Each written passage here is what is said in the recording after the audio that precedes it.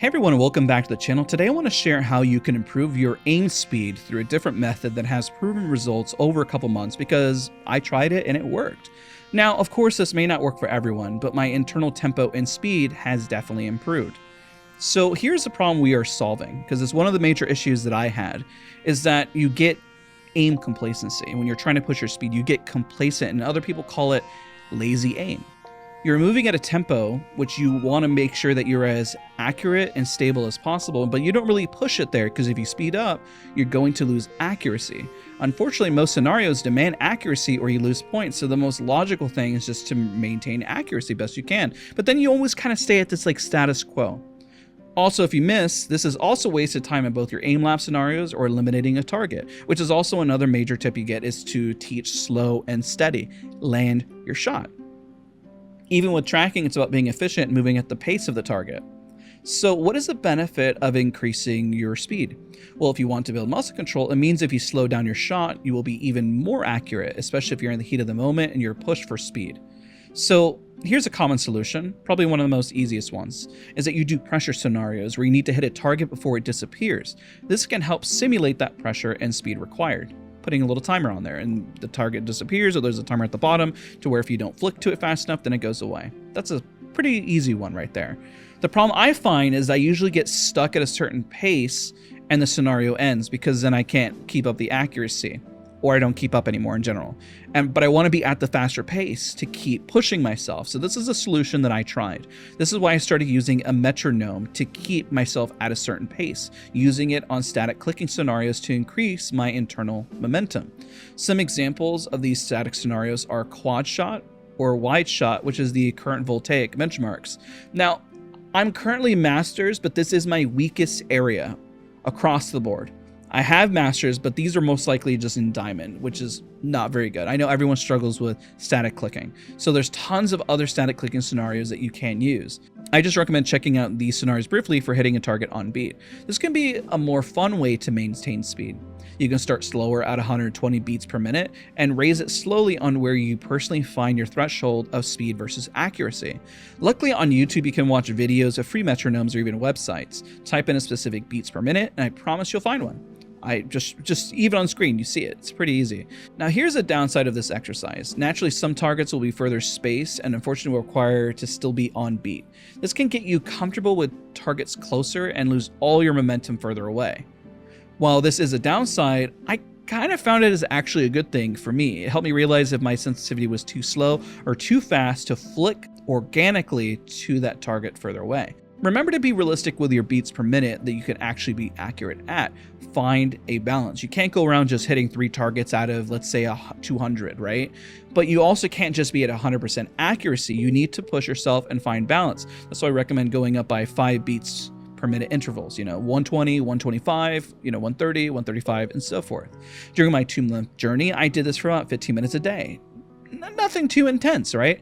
I chose my initial beats per minute to achieve the number of clicks I wanted to do per minute. This is why in my end game I ended up around 165 to 170, which is still a massive work in progress. It's not perfect, but I'm definitely a lot more comfortable around 150 and to 155, which when I started, I actually felt a bit of tension in my forearm to increase my speed. Also my hand, I realized areas I needed to tense up, but also create a relaxation to create some stability. I was really shaky early on, but over time, this actually started to clear up.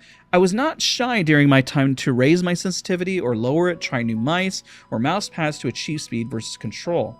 This is kind of how it went. Week 1, I just kept doing it consistently and I was like, okay, let's just maintain it. And then I was like, week 2, let me try different mouse for a couple days. Let's try this other one. Week 3, I tried different mouse pads. And week 4, I tried raising and lowering sensitivity based on what I felt like I should stay stuck on. This was my journey. Yours is going to be different. I'm just encouraging you to try new things. It means that you will take a step back and your scores are going to drop, because mine did for sure. When you finally remove the metronome, you will get the desired pacing. I did my best not to change too many variables, but have some fun changing things up so it did not get too boring. Speaking of boring, I know a metronome for some is going to be absolute insanity. just hearing that tick, tick, tick, tick. If you want, you can use songs. Type in beats per minute for songs and look them up. This means you can use a popular song to keep you invested in aim training and have a bit of fun. Understanding for this video, I could not do that and showcase those examples. So what I'm going to do is we're going to segue to Donkey Kong Country and talk to the beats per minute, or a different one depending on copyright. And I'll let you know what you should do. You can also double time it. So let's do a very quick dive and some quick tips for about, let's say about 30 seconds. All right, this actually might be a fantastic way to warm up. One, I have not warmed up for the day, so that is one. And then two, what we're going to teach here is using a song in the background.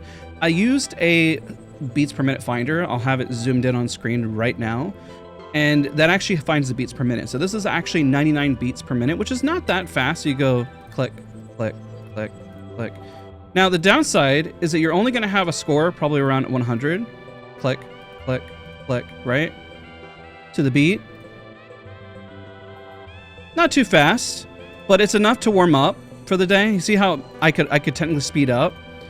Now you could double time this if the song was too slow. You go click, click, click, click, click. You know, like something a lot faster because you hear the beat goes click, click. Double time it. Click, click, click, click, click, click, click, click, click, click, click, click. That's too fast. I could never do that. There's no way I'm going to be able to hit at 200 beats per minute. There's just no way. I can barely do 170. But that's the premise here. This is a great way to vibe out. And you speed it up. Find other songs. I found that I'm using this one because I love this song. I love video game music. And also another great exercise is to do this while you're talking. It is very hard to talk while aiming. You'll notice that most people who aim train are very quiet. You'll just go completely dark and not say anything, you know?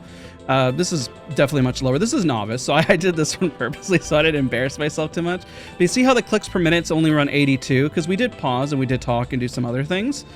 But the max that you're going to get if you have, you know, 99 to 100 beats per minute, that's going to be the cap. And if you double time it, so remember, just find the beat. Click, click, click, click, click, click, click, click, click, click, click, click, click. If you want to just go even faster. And so if you find that really slow song, you can double time it from, like, let's say 60 beats per minute to 120, then there you go. So you get a little creative. Now, sometimes the songs may be in that weird spot where it's like 110 and you double time. There's no way you're going to go that much faster. But I think that this is, again, if you have 100% accuracy, I didn't even click for some reason, then it's not going to help you. But if you're trying to warm up for the day, sure. And then just speed it up afterwards. You can have a little fun in there, but that's the whole premise behind this. And then, of course, the other one, if you go over to YouTube like we were doing and you saw the example shown many times. So what I'm going to do is we're going to segue to a higher score that I got where I did the clicking that you saw in the background just so you can hear it. And I want to showcase that for you guys. So hopefully you're enjoying the video so far, and let's fade right into that.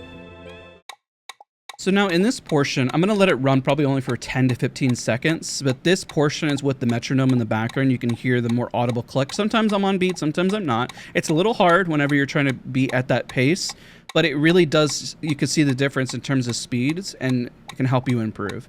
So I'm going to let this run just for a little bit.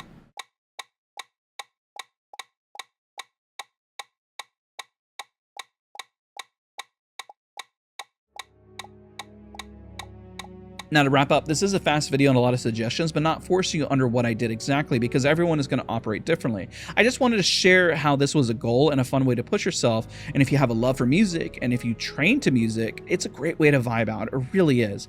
Remember not to train too long, but find a healthy balance always. Some last thoughts is I actually took a week and a half from doing this exercise to let it sink in. This is when it really hit my long-term memory, it really felt like, and it just, all of a sudden my internal clock was just faster. Hitting a training regimen is important to add some space, but also do other scenarios, divide things up, and give your time for your brain to piece it all together. So summary. Remember, metronome, search for websites or YouTube videos for beats per minute. Look up songs. If a metronome annoys you, you can find a song and you can double time that beat. Practice what inspires you. You know, I did 10 to 15 minutes for 5 days a week, sometimes 7 when I felt inspired. You can use static clicking scenarios and know that further targets are going to be harder. That is a downside. Change variables weekly if you want to keep things fresh. Take a break and just let your internal clock update a little bit and then return back for some results. Of course, this is going to vary from person to person. Be patient, be diligent. If you enjoyed this video, don't forget to leave a like, comment, subscribe, and of course, just appreciate you guys all for watching and hope I was able to help. Thank you guys again. See you guys all in the next one.